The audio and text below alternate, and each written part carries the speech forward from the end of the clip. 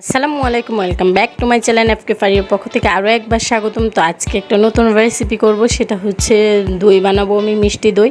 তো মিষ্টি দই বানানোর জন্য এখানে 1 কেজি দুধ আমি ভালো করে জাল করে ঘন করে একদম আধা কেজির মতো করে নিয়েছি।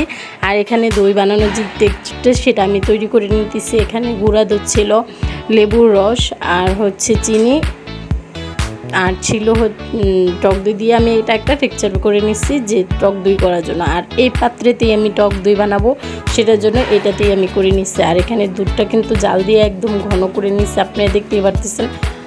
1 কেজি দুধ আমি জাল দিয়ে একদম আধা কেজির থেকেও কম করে নিয়েছি। আর সর করে জালটা দিয়েছি, দিয়ে কিন্তু এই মিশ্রণের মধ্যে কিন্তু আমি দুধটা ঢেলে দিলাম। আর উপরে দেখছেন অনেক সুন্দর কিন্তু ফেনা আসছে, এটা কিন্তু টক দইটা হবে। আর এর মধ্যে কিন্তু আমি মিক্সড করে নিলাম, যে নিচে যে ইটা ছিল সেটার সাথে আমি ভালো করে মিক্সড করে নিব, খুব ভালো করে মিক্সড করে নিব যেন মিশ্রণটা ভালোভাবে মিশে যায় তরল দুধটার সাথে।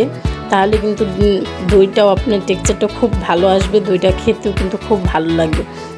এখানে বক্সে আমি ঢেলে নিয়েছিলাম, ঢেলে নেওয়ার পর কিন্তু বক্সের ঢাকনাটা প্রথমে আমি লাগিয়ে নিয়েছিলাম। তো আপনাদের ভিডিওটা দেখানোর জন্য কিন্তু আমি আবারও লাগিয়ে নিতেছি। এমন একটা গামছা দিয়ে ভালো করে আমি এটা মুড়িয়ে নিব।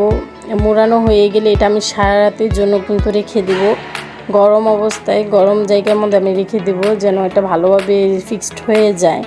তার জন্য কিন্তু আমি সারা রাত রেখে দিব। তো ভিডিওটা দেখতে থাকেন, আরেকটা পর্বে আসতেছে, টাটা। এটা পরের দিন সকালের ভিডিও। মাশাআল্লাহ, আমার মিষ্টি দইটা অনেকটাই ভালো হয়েছে, টেক্সচারটা খুব ভালো আসছে আর প্রচণ্ড সরসর হয়েছে। তো এইটুকুই আমার ভিডিও, ভালো লাগলে লাইক কমেন্ট সাবস্ক্রাইব করবেন। আল্লাহ হাফেজ।